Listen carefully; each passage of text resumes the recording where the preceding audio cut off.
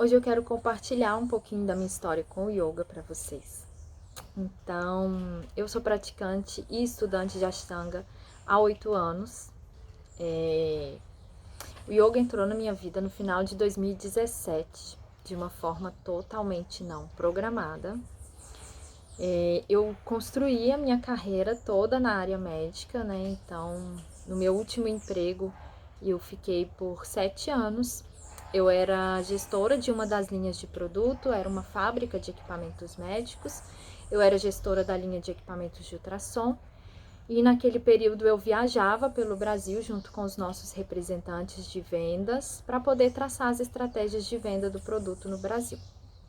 E no final de 2017, eu me vi numa condição de muito estresse.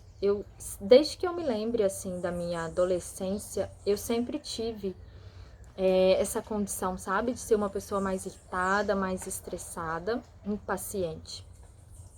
Mas no final de 2017 isso estava muito latente. E eu estava também muito desconectada, assim, desconectada de Deus, desconectada do meu lado feminino. E aí o yoga apareceu como uma sugestão da minha mãe.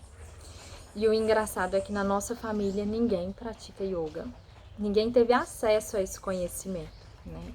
Mas a minha mãe estava muito preocupada comigo por conta desse meu nível de estresse e de irritação. E uma amiga dela que tinha tido um princípio de infarto, algo nesse sentido, estava fazendo yoga, então ela me sugeriu que eu fizesse. E eu fui fazer essa aula totalmente, assim, desacreditada, porque com aquela tradicional visão de que o yoga é muito parado e eu estava no momento da minha vida de muita agitação, aquilo não ia caber, né? Eu não ia conseguir sentar e meditar, como as pessoas dizem por aí. Uma visão totalmente distorcida da prática de yoga. E graças a Deus eu fui parar numa prática de Ashtanga, né, que é uma prática com muito movimento, então aquilo eu me apaixonei, né, desde da primeira aula em diante eu nunca mais deixei a prática. E ao contrário do que muitas pessoas pensam, eu era muito encurtada, porque eu trabalhava de salto o dia inteiro. Então eu tinha muitas dores no meu posterior, era muito encurtada. E com o tempo a coisa foi acontecendo, né? Então eu sempre tive esse perfil de mais disciplina e determinação e dedicação, que o Ashtanga pede, assim, e desenvolve na gente. Então isso para mim não foi algo difícil e eu acabei me aprofundando muito com o método rapidamente.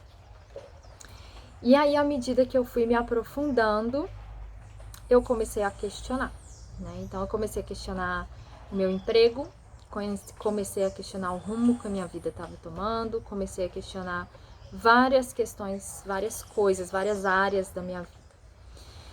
E eu acreditei nesse método. Eu falei, bom, se essa prática está me trazendo isso de questionamento, talvez ela me traga as respostas. E foi com esse pensamento que eu decidi me dedicar ainda mais à prática. Então, nesse momento de questionamento, eu decidi que eu precisava estudar e me aprofundar mais realmente. Então, eu comecei a estudar os sutras, me dedicar mais ainda à minha prática física, porque para mim era muito conflitante, assim, eu batalhei muito, eu estudei muito para chegar onde eu tinha chegado naquele emprego. E de repente eu estava questionando tudo aquilo que estava acontecendo. Isso foi conflitante não só para mim, como também para as pessoas que conviviam comigo, né? De não entenderem também o que estava acontecendo ali naquele momento, do porquê de eu estar questionando tudo isso. E aí fui me aprofundando, fui estudando cada vez mais e cheguei à conclusão de que sim, todo aquele questionamento ele fazia realmente sentido, né? Eu não estava numa condição de saúde boa, né, devido ao meu estresse, devido a toda essa desconexão e irritabilidade. Então, eu comecei a olhar para isso. Eu falei, bom, não faz sentido, né? Eu tô em um lugar de trabalho, mas estou perdendo saúde também. Então, comecei a olhar para tudo isso, né? A prática foi trazendo uma mudança na minha forma de enxergar as coisas e nos meus valores também. E aí, depois de mais ou menos 3 anos, assim, a Débora, que foi a minha professora, minha primeira professora de Ashtanga lá em Lagoa Santa, me chamou para dar algumas aulas com ela. Então, nesse momento eu já estava mais internamente na empresa, eu não fazia mais tantas viagens. Então, eu conseguia trabalhar e dar algumas aulas depois do trabalho.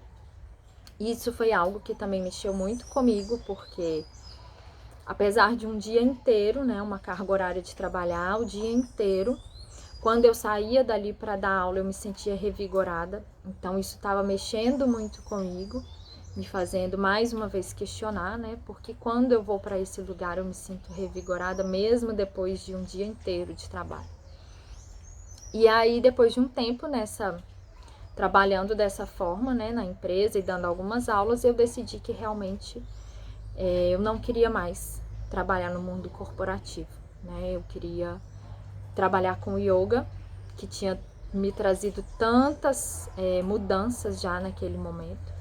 Era algo que eu queria compartilhar com todo mundo. Eu falei, não, eu quero que todo mundo tenha acesso a isso que eu tô tendo acesso. Que todo mundo possa mudar, transformar, né, padrões, como essa prática tem feito comigo. E aí foi quando eu decidi de abrir mão daquele meu emprego para poder viver, né, do yoga. Isso foi em 2019, no final de 2019. Em dezembro de 2019 foi quando eu saí da empresa realmente. E aí eu tinha tomado a decisão de fazer uma primeira viagem para a Índia, para Mysore, para poder me aprofundar um pouco mais na prática de Ashtanga, mesmo já tendo estudado com muitas pessoas, com muitos professores importantes. Eu queria ir conhecer o Charat, conhecer Mysore, né, que foi onde tudo começou, assim, beber a água da fonte daquele método que estava me transformando tanto. Mas veio a pandemia e tudo fechou, então eu não consegui fazer essa viagem para a Índia, não consegui abrir o Shala. E eu fiquei dando algumas aulas online para um grupo pequeno de pessoas, que eu já dava aula.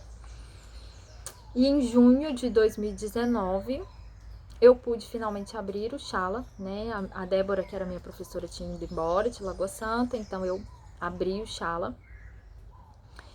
E em 2022, eu consegui fazer a minha primeira viagem para a Índia, para conhecer o Charat, praticar com ele, e, enfim, né, viver toda aquela experiência ali de Mysore, toda aquela experiência da Índia, né, que traz muito essa conexão mesmo com a espiritualidade, enfim, traz muitas transformações e reflexões.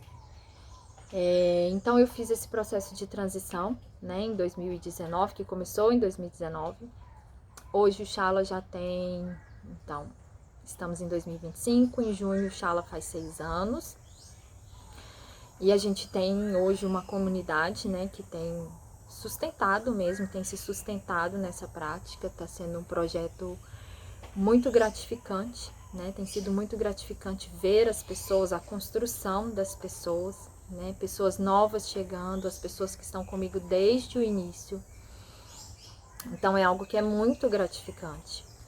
E que eu não vejo mais a minha vida de outra forma, né? Então, toda transição, ela tem sim os seus desafios. Por mais que eu tenha me programado para fazer essa transição, a gente nunca consegue pensar em tudo, né?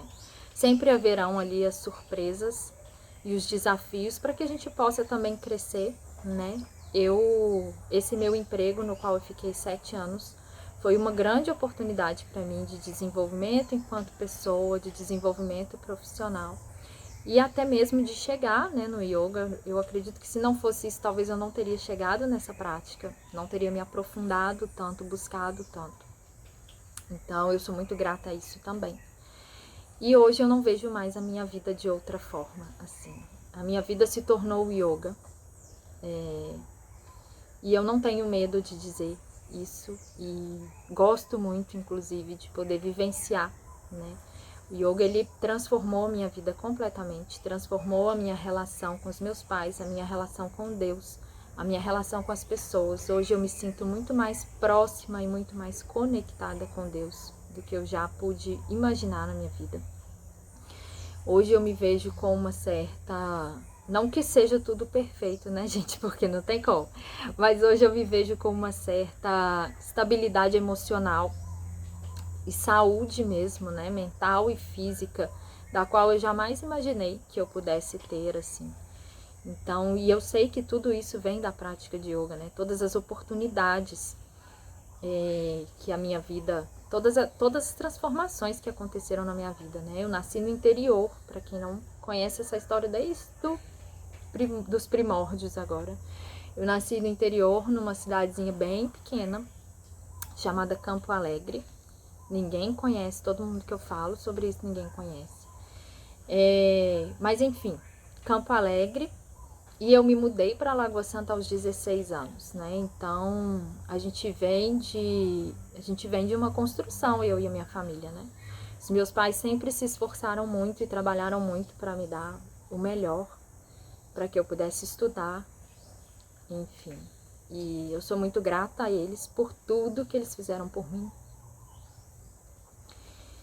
E hoje, assim, eu vejo, né, eu olho para isso tudo que se transformou na minha vida mesmo. E eu me sinto muito grata, assim, muito privilegiada, né, por todas essas oportunidades que eu tive na vida e por tudo que o yoga vem ainda me trazendo, né, de oportunidade de conexão, de troca, de conhecimento e de transformação. Então, não vejo mais a minha vida, né, sem essa prática. E a mensagem que eu queria, na verdade, trazer com esse vídeo é a mensagem de que vocês possam sim acreditar, possam sim sonhar, né?